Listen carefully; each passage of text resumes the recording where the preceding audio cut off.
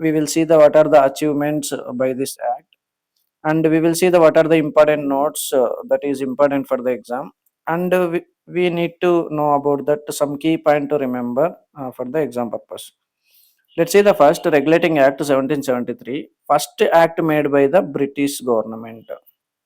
Regulating act is the first act in India that is made by the government of India, the major influence in the Indian political and administrative functions.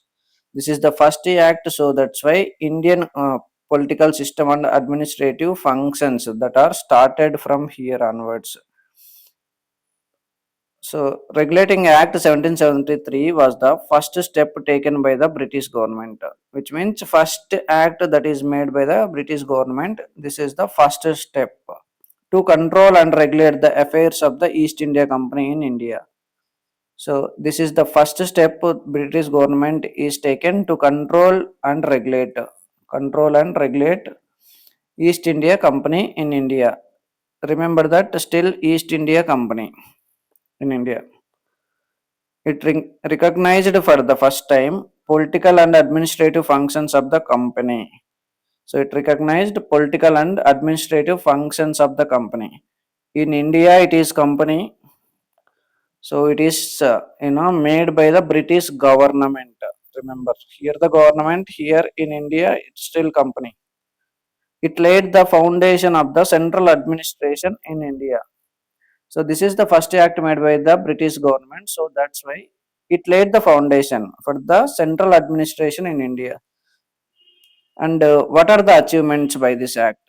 See here, it changed the governor of general. So governor of Bengal, sorry, from governor of Bengal to governor general of Bengal. So earlier it was governor of Bengal. Now it changes to governor general of Bengal. Governor General of Bengal, and executive councils which is comprising the four members. So here the Governor General of Bengal and the executive councils also there to assist the Governor General of Bengal. They are comprising four members. They were providing the assistance to the Governor General of Bengal. So total one Governor General of Bengal plus four executives. A total four executive members and one Governor General of Bengal. And in this act, Supreme Court was established in 1774 at Calcutta. So 1774 it was established, Supreme Court established at Calcutta 1774. Supreme Court 1774. 1774 Supreme Court at Calcutta.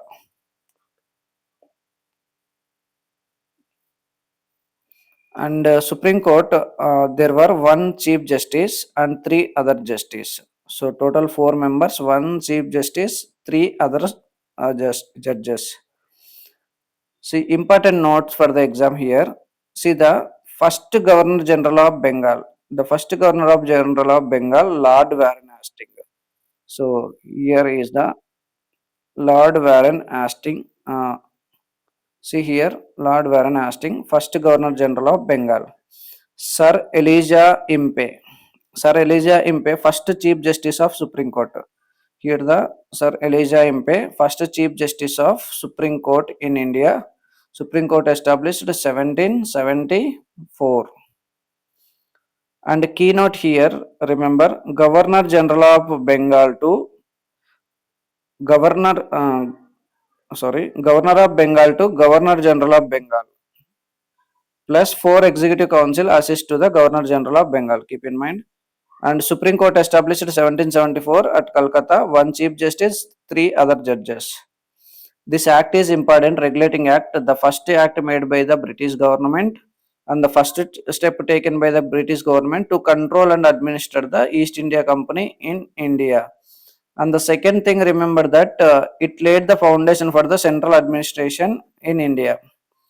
And the key points that you need to important for the Indian perspective, Governor of Bengal to Governor General of Bengal. It gives the centralized administration.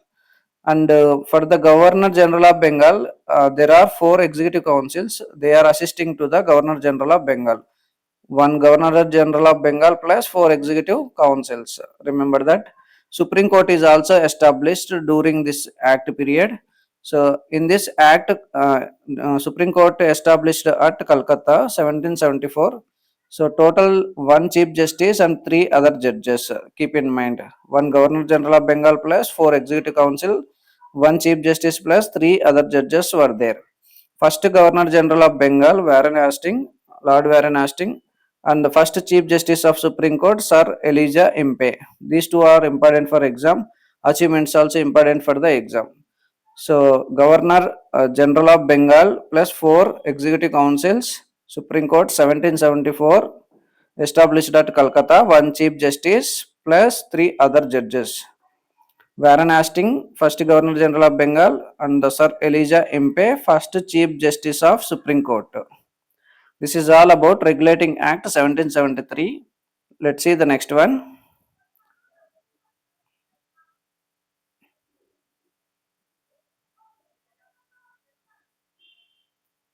Next one is Pitt's India Act. The second act in India, Pitt's India Act. The Pitt's India Act, let's see, the British government, so till the time India East India Company in India. So this act divides the commercial and political functions. Earlier it was the working together, but it separated commercial and political functions of the company separately. So that is Fits India Act. It allows the Court of Directors to manage the commercial affairs. Court of Directors, they are managing the commercial affairs. Board of Control. Board of Control, they are managing the political affairs. Political affairs managed by the Board of Control. The Court of Directors, they are managing the commercial affairs. It indicates the established a system of dual government, which means that commercial affairs is managed by the Court of Directors and Board of Control. These political affairs they are managing. It indicates that there is a dual government under the company's rule. Fits in the act as the dual government indication. Remember that. What are the achievements? British possessions in India.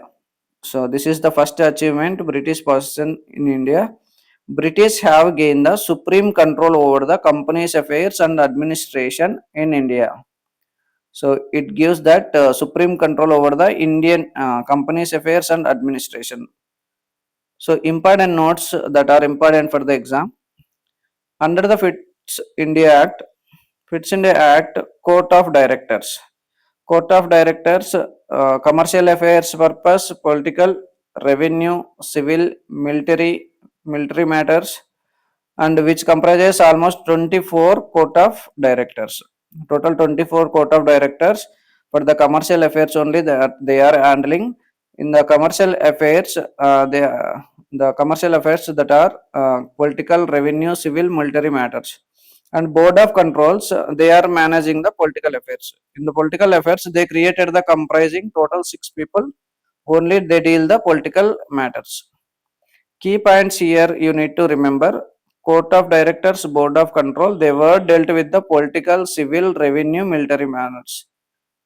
These are all the things that they are managing here. So this is Pitt's India Act 1784. Let's see the next one.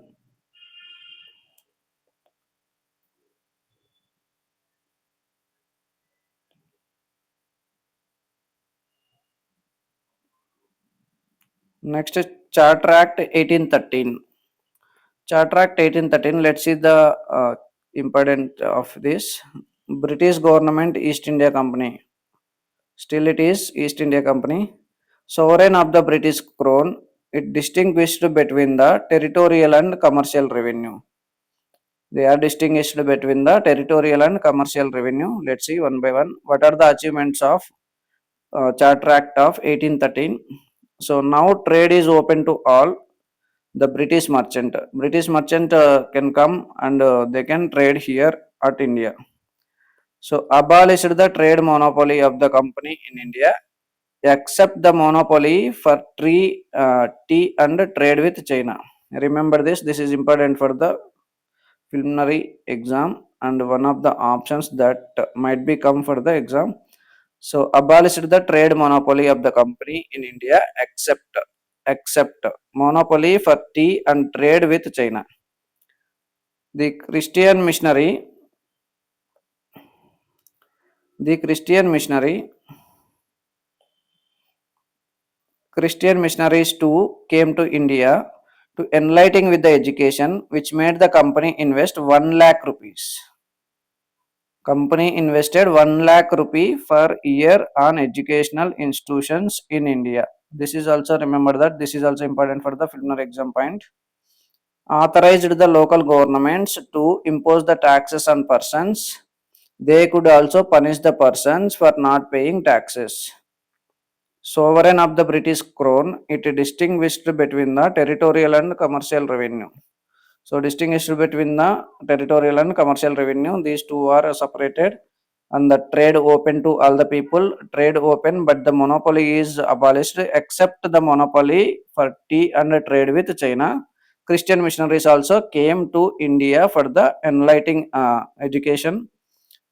with education to the Indian people, that is investing 1 lakh rupees per year on educational institutions at India.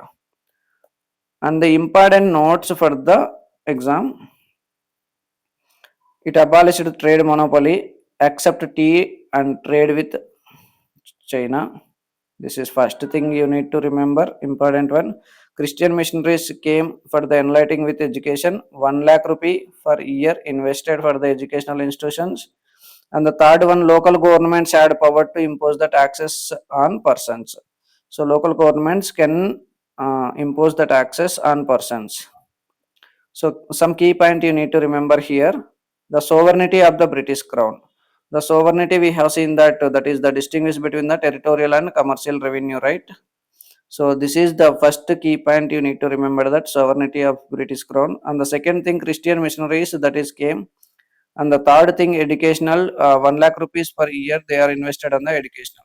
So Charter Act giving you the educational important, and the second they are distinguished the territorial and commercial revenue. And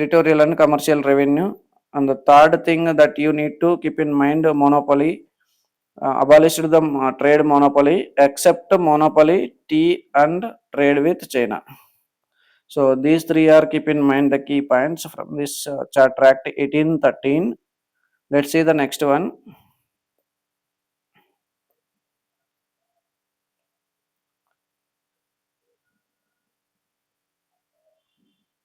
Next one, Charter Act 1813.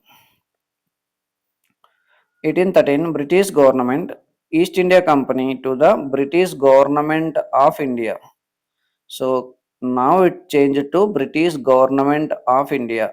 It is no more company. So it ended the activities of the East India Company as a commercial body, which became a purely administrative body, which means British government of India. So what are the achievements? East India Company to Governor General of India. East India Company, they are changed to Governor General of India. Earlier it was Governor General of Bengal. Now it changed to the Governor General of India. Let's see here, the changed from the Governor General of Bengal to Governor General of India. Now it is British government under the Charter Act 1833. They vested in him civil and military powers. Governor General of India having the civil and military powers. Lord William Bentinck became the first Governor General of India. So here look at him, Lord William Bentinck, first Governor General of India. This guy is the first Governor General of India. So Government of India, which means British government having the authority over the entire territorial area of India. So it authorized the entire territory area of India. It deprived the governor of Bombay and Madras of their legislative powers. Governor General of India was given the exclusive legislative powers. You do have the exclusive legislative powers. and it ended the activities of the East India Company as a commercial body, which became a purely administrative body, which because the British government in India, no more company in India. So Governor General Councils was fixed for 4 members. They are Governor Generals. There are Governor General Councils was fixed for 4 members. It attempted to introduce the system of open competition for the selection of civil servants, had not executed. So it attempted the introduction. So they are tried for the open selection for the civil services, open competition for the selection of civil services, but it is not executed yet. So the important notes that is important for the exam. It changed from the Governor General of Bengal to Governor General of India. William Bentinck is the first Governor General of India. This guy, and attempted to introduce the open competition exams for the civil services exam, not executed. It just attempted only. The British Crown acquired the entire area of India. Under the British government, East India Company is no more commercial body. So no more commercial body. So it is completely British government of India. British government of India. Some key points. William Bentinck, remember that Lord William Bentinck, first Governor General of India, 1833 Charter Act. All legislative powers vested with the Governor General of India. All the legislative powers lies with the Governor General of India.